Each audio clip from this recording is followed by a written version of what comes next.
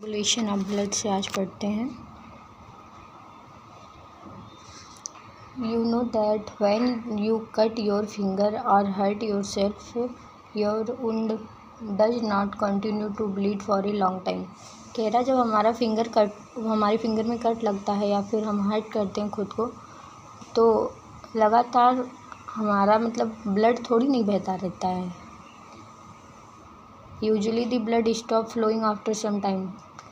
कुछ समय बाद ब्लड फ्लो होना बंद हो जाता है। Do you know why? क्या आप जानते हैं क्यों? ब्लड एग्जिबिट कोगुलेशन और clotting in response to an injury और ट्रॉमा। ब्लड एग्जिबिट कोगुलेशन और clotting in response to injury and trauma. जब इंजरी या ट्रॉमा, जब घाव लगता है हमको, तो ब्लड जो है वो कोगुलेशन या क्लॉटिंग शो करने लगता है कुछ समय बाद।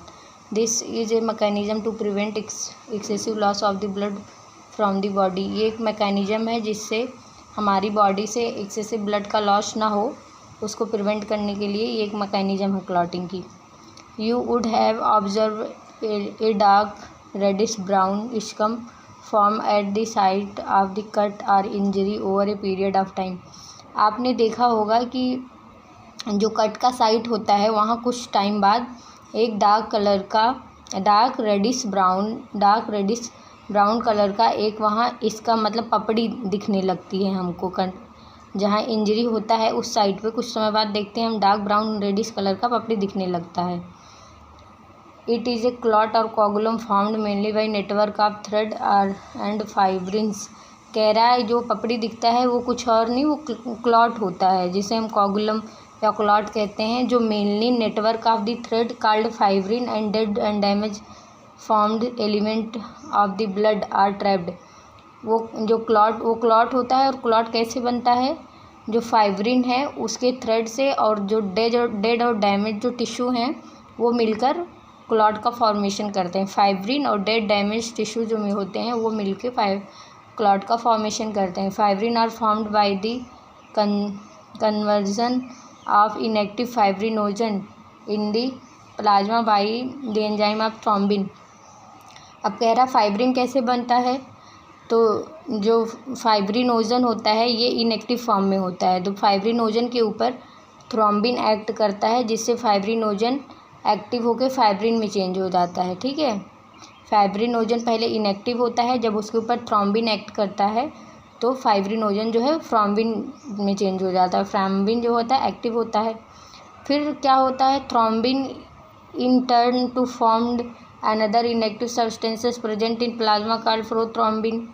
अब कह रहा जो थ्रोम्बिन है वो कैसे बनता है? थ्रोम्बिन जो है प्रोथ्रोम्बिन से बनता है as an complex enzyme thrombokinase. इसमें उल्टा सीक्वेंस बताया गया है रिवर्स मैनर में। जैसे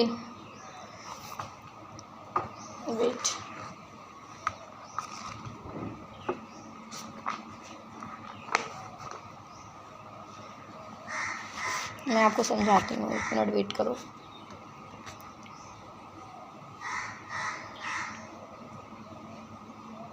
प्रोथ्रोम्बिन,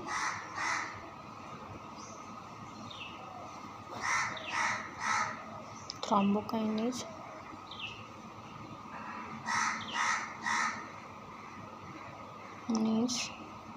प्रोथ्रोम्बिन थ्रोम्बोकाइनेज चेंज करेगा थ्रोम्बिन में। थ्रोम्बिन अब क्या होगा? सिर्फ जो थ्रोम्बिन करता है वो फाइब्रिनोजन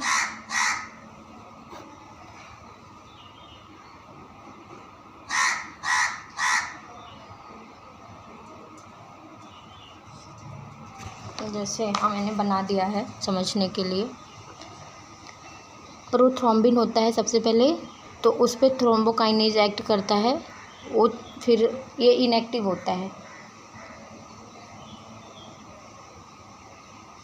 प्रोथ्रोम्बिन इनएक्टिव होता है, इस पर थ्रोम्बोकाइनेज एक्ट करता है जिससे वो थ्रोम्बिन में चेंज कर देता है। थ्रोम्बिन एक्टिव फॉर्म होता है। ठीक है, अब फिर क्या होता है? ब्लड में फाइब्रिनोजन होता है। फाइब्रिनोजन के ऊपर ये भी इनएक्टिव होता है। फाइब्रिनोजन के ऊपर थ्रोम्बिन एक्ट करता है जिससे फाइब्रिनोजन को फाइब्रिन में चेंज कर देता है। अब फाइब्रिन जो है ये डेड टिश्यू जहाँ इंजरी हुई है, डेड टिश्यू और फाइब्रिन मिल के क्लॉट बनाते हैं। ठीक, आई होप समझ में आया होगा। तो वही चीज़ यहाँ लिखा है, रिवर्स मैनर में लिखा, पहले फाइब्रिन को बता दिया, फिर यहाँ प्रोथ्रोम्बिन को बता दिया है। This complex are formed this complex is formed by the series of linked enzymatic reaction, जिसे कैस्केड प्रोसेस कहते हैं। कह रहा है कि ये जो कॉम्प्लेक्स है जो हम देख रहे हैं, ये सब जो क्लॉटिंग की मैकेनिज्म है, ये एक सीरीज ऑफ रिएक्शन से होती है, जिसे हम कैस्केड प्रोसेस कहते हैं, जो हमारे में इतने डिटेल में दिया नहीं गया है। Involving A number of factor present in the plasma in an inactive stage. कह रहा है प्लाज्मा में भी बहुत सारे फैक्टर प्रेजेंट होते हैं जो इनएक्टिव स्टेट में होते हैं। एन इंजरी और trauma stimulate the platelets in the blood to release certain factor. जहाँ हमको इंजरी होता है जिस साइड पे, वहाँ जो होता है, जहाँ हमको जैसे फिंगर में इंजरी हुआ, तो फिंगर में जहाँ इंजरी हुआ उसकी साइड की सेल जो है प्लेटलेट को स्टिमुलेट करती हैं in blood to release certain factor. Platelets को स्टिमुलेट करती हैं ताकि वो सर्टेन फैक्टर रिलीज करे, जो कोगुलेशन के मैकेनिज्म को एक्टिवेट करता है। जहाँ हमको इंजरी हुआ उस साइड की जो सेल होती हैं वो प्लेटलेट्स को एक्टिवेट करती हैं ताकि वो कुछ फैक्टर रिलीज करे, जो कोगुलेशन की मैकेनिज्म है वो स्टार्ट करवाती है, ताकि वो एक्टिवेट हो सके। उसके लिए प्लेटलेट्स फैक्टर रिलीज करता है। Certain factor release by the tissue at site of injury also can initiate coagulation. कह रहा है कि जो इंजरी की साइट वाली टिश्यू होती हैं वो भी कुछ फैक्टर रिलीज करती हैं कोगुलेशन को स्टार्ट करवाने के लिए। जो इंजरी साइट की प्लेटलेट्स वाली सेल हैं वो भी फैक्टर रिलीज करवाती हैं ताकि कोगुलेशन की मैकेनिज्म एक्टिवेट हो सके, और जो इंजरी साइट की टिश्यू होती हैं वो भी कुछ फैक्टर रिलीज करवाती हैं ताकि कोगुलेशन की मैकेनिज्म एक्टिवेट हो सके। Calcium ion play very important role in clotting. Calcium ion जो होता है वो भी बहुत इंपॉर्टेंट रोल प्ले करता है क्लॉटिंग में। ये पूछ सकता है कि मैग्नीशियम, कैल्शियम, ऐसे सब ऑप्शन देके कौन सा क्लॉटिंग में हेल्प करता है, तो कैल्शियम हम लगाएंगे। आगे हम पढ़ते हैं लिम्फ के बारे में। लिम्फ को हम टिश्यू फ्लूइड भी कहते हैं। As the blood passes through the capillary in tissue, some water along with many small water soluble substances move out into the spaces between the cell of the tissue, leaving the larger protein and most of the formed element in the blood vessel। कह रहा है कि जैसे blood pass करता है capillary से इन tissue में कैपिलरी से ब्लड पास करता है। Some water along with many small water soluble substances, जो उसमें कुछ वाटर होता है उसके साथ कुछ वाटर में स्मॉल वाटर सॉल्युबल सब्सटेंसेस भी होते हैं। Move out into the spaces between the cell and tissue, leaving the larger protein. जो सेल और टिश्यू के बीच में जो स्पेस होता है उसमें वो मूव कराती हैं। Leaving the larger protein and most of the formed element in blood vessel. Blood vessel में जैसे जो लार्जर प्रोटीन होता है और ज़्यादातर फॉर्म्ड एलिमेंट जो होता है उसको ब्लड वेसल में ही छोड़ देती हैं। बाकी वाटर और वाटर सॉल्युबल कुछ स्मॉल सब्सटेंसेस जो हैं वो टिश्यू और सेल के बीच में जो स्पेस होता है वहाँ मूव कराती हैं। This fluid release out is called the interstitial fluid या टिश्यू फ्लूइड। इस जो फ्लूइड ये रिलीज होता है, जैसे कैपिलरी से ये रिलीज हो करके स्पेस में जो टिश्यू और सेल के बीच में जो स्पेस होता है वहाँ आ जाता है। ये वाटर कुछ उसमें वाटर होता है, वाटर सॉल्युबल स्मॉल सब्सटेंसेस होते हैं, और ये ऐसे फ्लूइड को हम टिश्यू फ्लूइड कहते हैं। और ये फ्लूइड रिलीज जो होता है इंटरस्टिशियल स्पेस में, इसे हम इंटरस्टिशियल फ्लूइड या टिश्यू फ्लूइड भी कहते हैं। It is same mineral distribution as that in plasma. कह रहा है जो टिश्यू फ्लूइड होता है या लिम्फ का जो कंपोजिशन होता है वो जो वही सेम कंपोजिशन होता है जो प्लाज्मा का होता है। Exchange of nutrient and gases ये न्यूट्रिएंट और गैसेस का भी एक्सचेंज करवाता है। ETC between the blood and the cell अवेक अकर थ्रू दिस फ्लूइड। कह रहा है ये न्यूट्रिएंट और गैसेस का भी एक्सचेंज करवाता है ब्लड और टिश्यू के बीच में। An elaborate network of vessels called lymphatic system collect this fluid and drain back to the major vein. कह रहा है इलेबोरेट नेटवर्क ऑफ वेसल, कई सारी नेटवर्क होती हैं वेसल की जिसे हम लिम्फेटिक सिस्टम कहते हैं, जो कलेक्ट करता है फ्लूइड को और ड्रेन कर देता है back to major vein. Lymphatic vessel जो होता है वो फ्लूइड को कलेक्ट करता है और उसको ड्रेन ले जाके डाल देता है मेजर वेन में। This fluid present in the lymphatic system is called lymph. जो फ्लूइड लिम्फेटिक सिस्टम में प्रेजेंट होता है उसे हम लिम्फ कहते हैं। Lymph is a colourless fluid containing specialised lymphocyte. Lymph एक कलरलेस फ्लूइड होता है जिसमें स्पेशलाइज्ड लिम्फोसाइट पाए जाते हैं, which is responsible for immune response of the body. Lymphocyte जो होते हैं वो रिस्पॉन्सिबल होती हैं बॉडी के इम्यून रिस्पॉन्स के लिए। Lymph is also an important carrier for nutrient and hormone. Lymph एक इम्पॉर्टेंट कैरियर होता है न्यूट्रिएंट और हार्मोन के लिए। ETC fat are absorb through lymph in the lacteal present in intestinal villi. कह रहा है जो फैट का एब्जॉर्प्शन होता है वो भी एक लिम्फ के थ्रू होता है। उस लिम्फ का नाम है लैक्टियल, जो इंटेस्टाइनल विलाई में प्रेजेंट होता है। इंटेस्टाइनल विलाई के अंदर एक लिम्फ प्रेजेंट होता है जिसे हम लैक्टियल कहते हैं। वो फैट को एब्जॉर्ब करता है। ठीक है, ये पहले जब फर्स्ट चैप्टर डाइजेशन एब्जॉर्प्शन था तो उसमें इसके बारे में हम पढ़ते थे, लेकिन अब चैप्टर ही हटा दिया तो इसके बारे में इतना पढ़ नहीं पाएंगे डिटेल में। बट इतना समझ लो जो फैट का एब्जॉर्प्शन होता है वो भी लिम्फ के द्वारा ही होता है, और वो लिम्फ जो होता है इंटेस्टाइनल विलाई में प्रेजेंट होता है, उसका नाम लैक्टियल होता है। अब हम पढ़ेंगे circulatory pathway. The circulatory pattern are two type. Circulatory pattern two type की होती है, एक ओपन एक क्लोज्ड होती है। Open circulatory system present in arthropoda and mollusca. Open circulatory system जो होता है वो आर्थ्रोपोडा और मोलस्का में प्रेजेंट होता है। In which blood pumped by heart passes through large vessel into open spaces in body cavity called sinus. कह रहा है कि जो ओपन सर्कुलेटरी सिस्टम होता है ये आर्थ्रोपोडा मोलस्का में प्रेजेंट होता है। इसमें क्या होता है, ब्लड जो होता है हार्ट पंप करता है ब्लड को, और ये लार्ज वेसल्स के थ्रू ये जाके ओपन स्पेसेस या बॉडी कैविटी में जाके ये ब्लड भर जाता है, जिसे हम साइनस कहते हैं, साइनसेस कहते हैं। ओपन सर्कुलेटरी में तो यही होता है ना, वहाँ कोई वेन वगैरह पाई नहीं जाती है, तो ब्लड हार्ट पंप किया हो जाके जो बॉडी कैविटी जो होती है ओपन स्पेसेस होती है उसमें भर जाती है। तो तभी तो उसमें क्या कहा जाता है कि जैसे लगता है ऑर्गन बाथ कर रहे हैं ब्लड के अंदर। आगे हम पढ़ेंगे जब एनिमल किंगडम पढ़ाएंगे उसमें।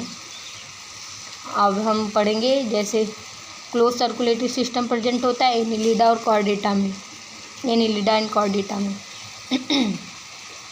इन which blood pumped by heart is always circulated through close network of blood vessel. कह रहा है कि क्लोज सर्कुलेटरी सिस्टम में जब हार्ट ब्लड पंप करता है तो उसको पूरी बॉडी में सर्कुलेट किया जाता है क्लोज नेटवर्क या ब्लड वेसल के थ्रू, close network of blood vessel के थ्रू, ब्लड वेसल के थ्रू उसको पूरे बॉडी में सर्कुलेट किया जाता है। This pattern is consider more advantageous as the flow of fluid can be more precisely regulated.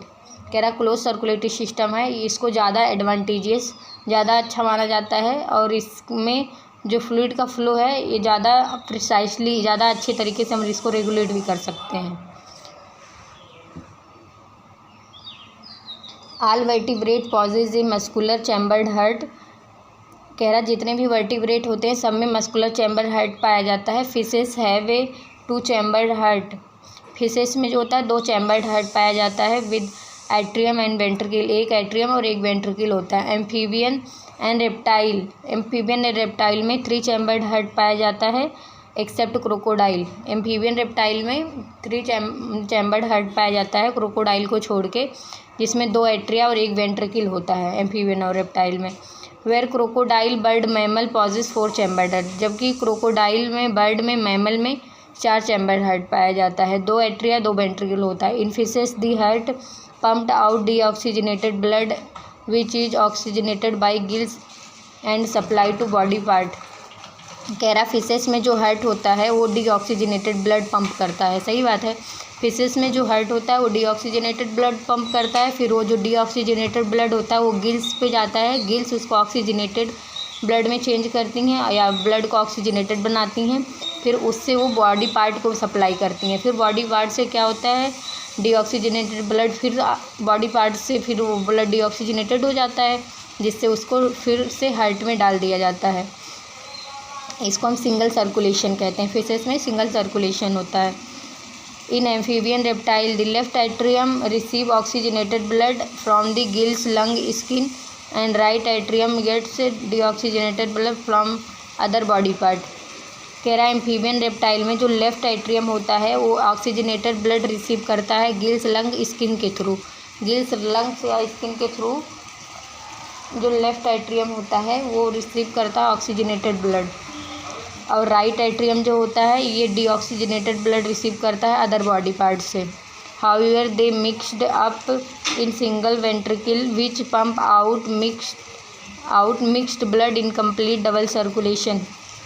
कह रहा है they get mixed up in a single ventricle, ये मिक्स हो जाते हैं, आते तो अलग अलग हैं, जैसे लेफ्ट में आया ऑक्सीजनेटेड एंड राइट में आया डीऑक्सीजनेटेड। 1 मिनट वेट कर लो।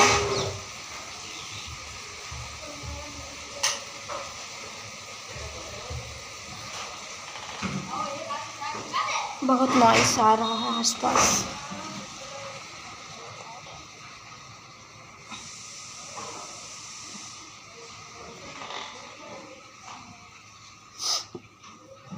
दिख रहा है, पढ़ते हैं कहाँ पहुँचा था। कह रहा जैसे लेफ्ट एट्रियम में ऑक्सीजनेटेड ब्लड आता है और राइट एट्रियम में डीऑक्सीजनेटेड ब्लड आता है, लेकिन वो वेंट्रिकल में जाके फिर से मिक्स हो जाता है ना, तो इसीलिए इसको हम इनकम्प्लीट डबल सर्कुलेशन कहते हैं।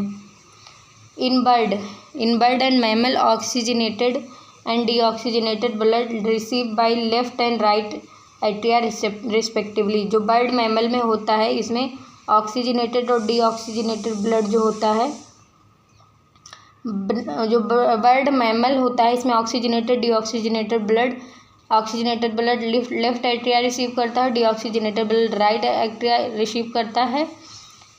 ये सेम साइड के वेंट्रिकल में भी पास कर देते हैं। The ventricle pumped out blood without mixing, ventricle जो होता है ये ब्लड का पंप करता है बिना मिक्सिंग के। The 2 separated circulatory pathway are present in this organism, hence this का। कह रहा है ऐसे ऑर्गेनिज्म में 2 सेपरेट पाथवे पाया जाता है जिसको हम डबल सर्कुलेशन कहते हैं। Let us study the human circulatory system. कह रहा है आगे हम ह्यूमन सर्कुलेटरी सिस्टम को डिटेल में पढ़ते हैं। इसमें सबसे ज़्यादा इम्पॉर्टेंट पॉइंट जो था, जैसे वही पूछता है कि फिशेस में कैसा सर्कुलेशन पाया जाता है। सिंगल सर्कुलेशन फिशेस में पाया जाता है जो मिक्स्ड ब्लड को, जो मतलब डीऑक्सीजनेटेड ब्लड को पंप करता है, और एम्फीबियन और रेप्टाइल में इनकम्प्लीट डबल सर्कुलेशन पाया जाता है, और जो मैमल हैं और बर्ड हैं उसमें कंप्लीट डबल सर्कुलेशन पाया जाता है। ठीक है, यही इम्पोर्टेंट पॉइंट था इसका। ऐसे पूरा दिन चाहे नहीं शोर होता है, लेकिन जब मैं वीडियो शूट करने बैठती हूँ उस टाइम इतना शोर होने लगता है, पता नहीं क्यों, पर कोई नहीं, हम भी अपना काम तो करेंगे ही। Human circulatory system. Human circulatory system also called blood vascular system consist of a muscular chamber heart. Human circulatory system जो होता है also called blood vascular system. Human circulatory system को हम ब्लड वेस्कुलर सिस्टम भी कहते हैं। Consist of muscular chamber heart, जो muscular chamber heart के द्वारा बना होता है। A network of closed branching blood vessel and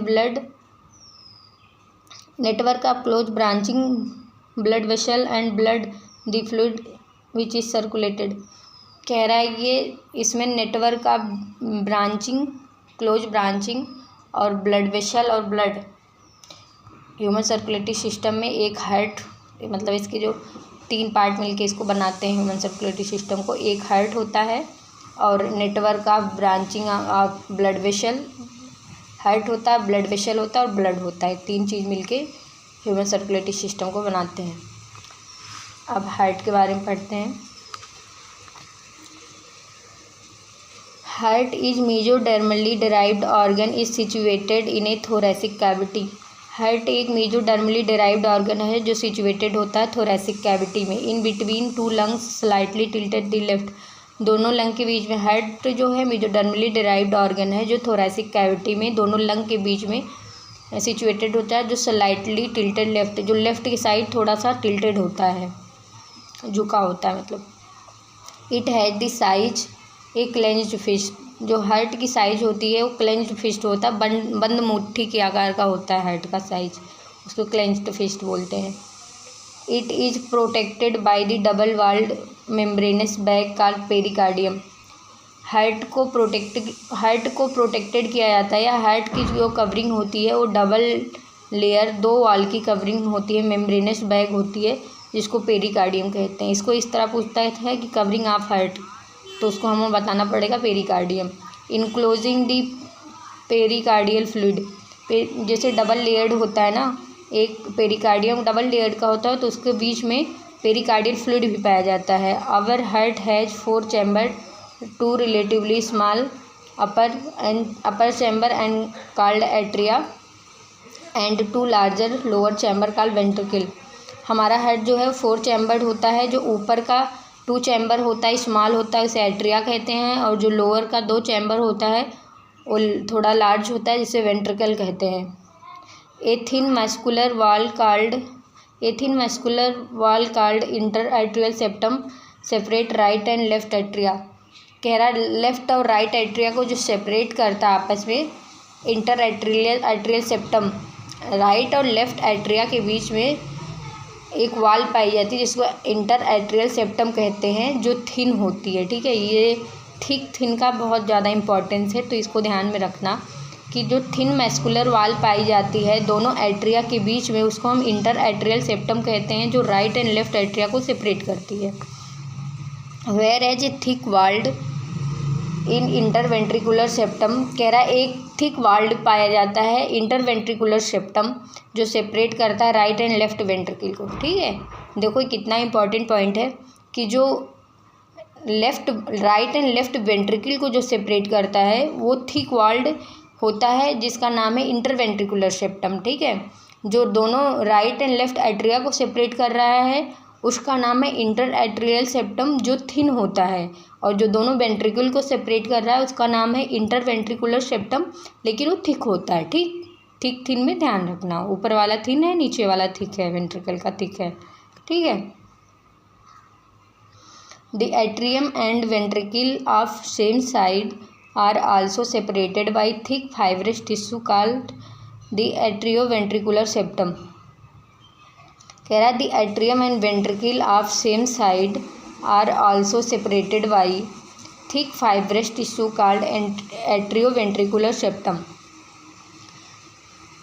जो एट्रिया और वेंट्रिकल होता है सेम साइड आल्सो, उसको भी सेपरेट किया जाता है thick fibrous tissue called atrioventricular septum. जो एट्रिया और वेंट्रिकल को भी सेपरेट किया जाता है थिक फाइब्रस टिश्यूज के द्वारा, जिसको एट्रियोवेंट्रिकुलर सेप्टम कहते हैं। जैसे ये हेड का ऐसे हमने बना दिया। ठीक है, ये मान लिया हमने,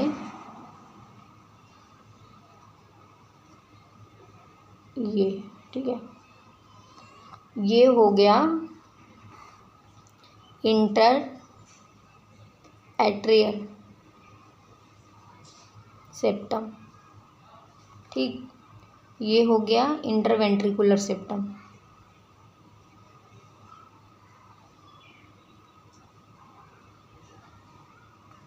ये राइट एट्रिया है, ये लेफ्ट एट्रिया है, ये राइट वेंट्रिकल है, ये लेफ्ट वेंट्रिकल, ठीक। दोनों वेंट्रिकल को जो सेपरेट कर रहा है इंटरवेंट्रिकुलर सेप्टम, ये थिक होता है, और ये इंटर एट्रिकुलर सेप्टम ये थिन होता है, ठीक। और कह रहा, अब यही ये पॉइंट कह रहा है कि जो सेम साइड के जो एट्रिया वेंट्रिकल होते हैं इसको भी सेपरेट किया जाता है। यहाँ भी एक वाल पाया जाता है, ठीक। ये भी एक वो है, यहाँ भी एक दीवार पाई जाती है। इसका नाम है, इसको हम कहें इंटर एट्रियल सेप्टम, इसको कहें इंटर वेंट्रिकुलर सेप्टम, इसको कहते हैं एट्रियो वेंट्रिकुलर सेप्टम, ठीक। इस सेप्टम को कहते हैं एट्रियो वेंट्रिकुलर सेप्टम, ठीक है। तो इसी को कह रहा है कि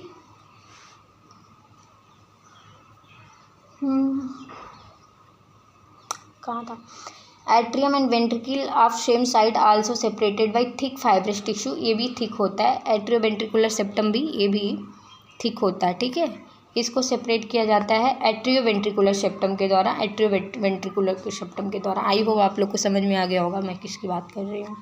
however each of these septa are provided with an opening through which the two chambers of same side are connected.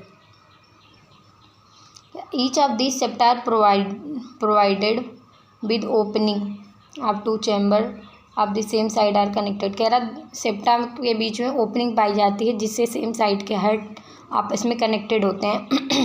The opening between right atrium and right ventricle are guarded by wall formed by three muscular flap या cusp. This the tricuspid valve. कह रहा right atrium और right ventricle के बीच में wall पाया जाता है जो तीन मस्कुलर फ्लैप या कस्प का बना होता है जिसे ट्राइकस्पिड वाल्व कहते हैं, ठीक। अब यहाँ हम पढ़ते हैं राइट एट्रिया राइट वेंट्रिकल के बीच में यहाँ ट्राइकस्पिड वाल्व पाया जाता है, यहाँ ट्राइकस्पिड वाल्व पाया जाता है, यहाँ बाइकस्पिड वाल्व पाया जाता है। लेफ्ट एट्रिया लेफ्ट वेंट्रिकल के बीच में बाइकस्पिड वाल्व पाया जाता है, राइट एट्रिया राइट वेंट्रिकल के बीच में ट्राइकस्पिड वाल्व पाया जाता है। बाइकस्पिड वाल्व को हम मिट्रल वाल्व भी बोलते हैं, ठीक है।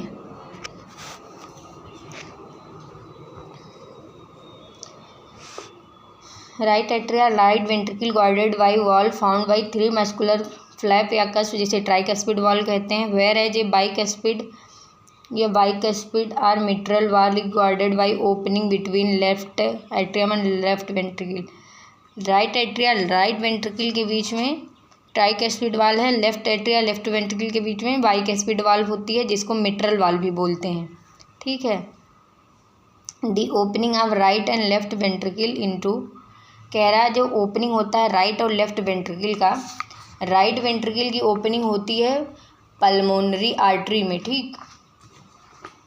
यहाँ से राइट वेंट्रिकल की जो ओपनिंग होगी ये पल्मोनरी आर्टरी में होगी,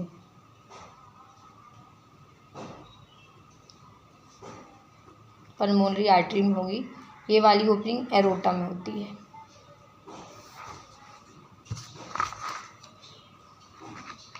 राइट वेंट्रिकल ओपन करता है पल्मोनरी आर्टरी में, और जो लेफ्ट वेंट्रिकल होता है वो एरोटा में ओपन करता है, ठीक है। Are provided with the semilunar wall, और ये जो ओपनिंग होती है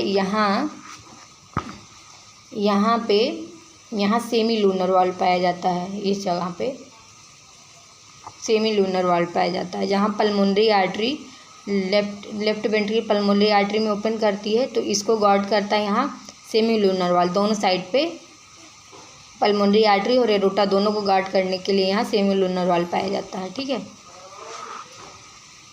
the valve in the heart allow the flow of blood only in one direction. Valve जो हार्ट में होता है वो जो ब्लड का फ्लो होता है वो केवल एक डायरेक्शन में होने के लिए अलाउ करता है, ठीक है।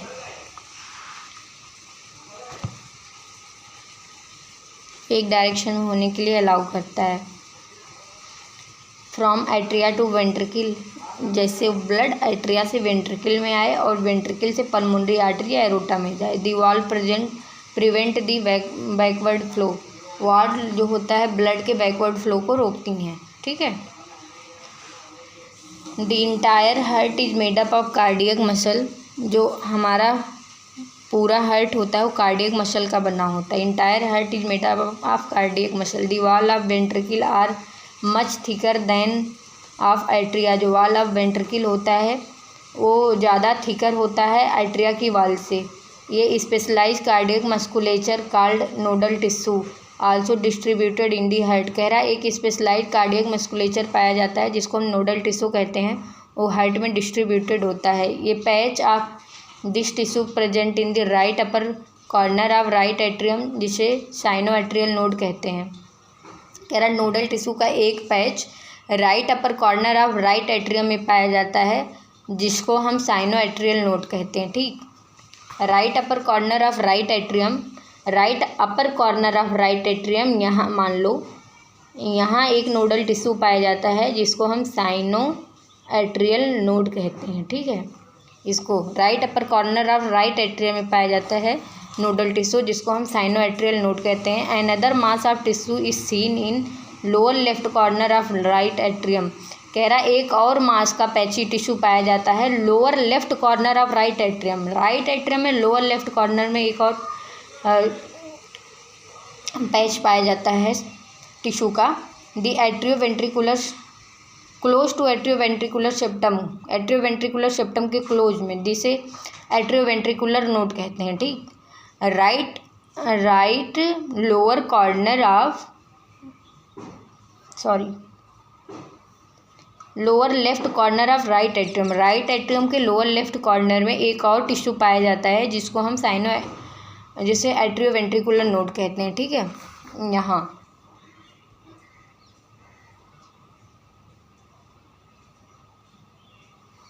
इस जगह पे एस नोड यहाँ पाया जाता है और एवी नोड यहाँ पाया जाता है। Right upper corner of right atrium में एस नोड पाया जाता है, lower left corner of right atrium में एवी नोड पाया जाता है। ठीक। क्लोज टू एट्रियोवेंट्रिकुलर वॉल के थोड़ा क्लोज में। ये bundle of nodal fiber atrioventricular bundle continue from the AV node which passes through the atrioventricular septa. कह रहा बंडल ऑफ नोडल फाइबर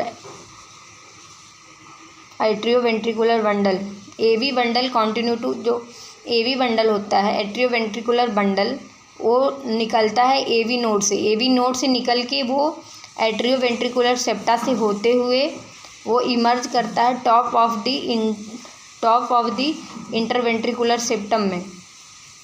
ठीक है। इमर्ज करता है इंटरवेंट्रिकुलर सेप्टम के टॉप पे and immediately divided into right and left bundle, और वो राइट एंड लेफ्ट बंडल में डिवाइड कर जाता है। बात कर रहा है कि यहाँ से जो एवी नोड है यहाँ से निकलता है एवी बंडल। ठीक है। एवी बंडल निकलता है एट्रियोवेंट्रिकुलर सेप्टम से होते हुए ये वेंट्रिकल की वाल पे यहाँ पे पहुँचता है वेंट्रिकल की वाल पे, तो ये इमर्ज हो जाता है दो में, राइट एंड लेफ्ट बंडल बनाने लगता है। ठीक। ये फिर पूरे वेंट्रिकल में फैल जाता है, राइट एंड लेफ्ट बंडल बनाने लगता है एवी बंडल। ये bundle of nodal fiber atrioventricular bundle से जो कंटिन्यू होके एवी नोड से विच पास करता है एट्रियोवेंट्रिकुलर सेप्टा के थ्रू, ये इमर्ज करता है top of interventricular septum, interventricular septum के टॉप पे, और इमीडिएटली डिवाइड हो जाता है राइट एंड लेफ्ट बंडल में। These branches give rise to minute fiber. ये राइट एंड लेफ्ट बंडल जो हैं ये ब्रांचेज आगे चल के पतली पतली फाइबर बना लेती हैं जिसको through out the ventricular musculature, जो पूरे वेंट्रिकुलर के मस्कुलेचर में फैल जाती हैं of the respective side of, और अपनी अपनी साइड पे राइट एंड लेफ्ट साइड पे ये माइन्यूट फाइबर बना लेती हैं। जो एवी बंडल थी ये माइन्यूट फाइबर बना लेंगी और फिर ये अपनी अपनी साइड की वेंट्रिकुलर वॉल पे फैल जाएंगी। ठीक है। जिसको हम परकिंजे फाइबर कहते हैं। ये माइन्यूट फाइबर जो बनाती हैं इसको हम परकिंजे फाइबर कहते हैं।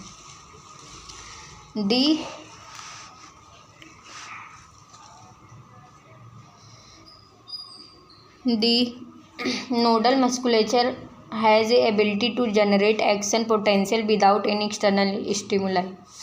कह रहा है कि ये जो नोडल मस्कुलेचर होता है इसमें खुद से ही एक्शन पोटेंशियल जनरेट करने की क्षमता पाई जाती है बिना किसी एक्सटर्नल स्टिमुलाई के। ये ऑटो एक्साइटेबल होता है, ठीक। However the number of action potential that could be generated in a minute very at different part of the nodal system. कह रहा है कि जो डिफरेंट पार्ट जो होता है नोडल सिस्टम का, ये 1 मिनट में कितना एक्शन पोटेंशियल जनरेट करेगा इसका नंबर डिफरेंट होता है, ठीक है। जो number of action potential generate करेगा 1 मिनट में ये वेरी करता है, डिफरेंट होता है डिफरेंट नोडल सिस्टम का, ठीक है। ऐसे नोड जो है can generate maximum number of action potential. ऐसे नोड जो होता है वो maximum number of action potential generate करता है 70 से 75 टाइम्स पर मिनट, ठीक है। 1 मिनट में 70 से 75 टाइम्स एक्शन पोटेंशियल जनरेट करता है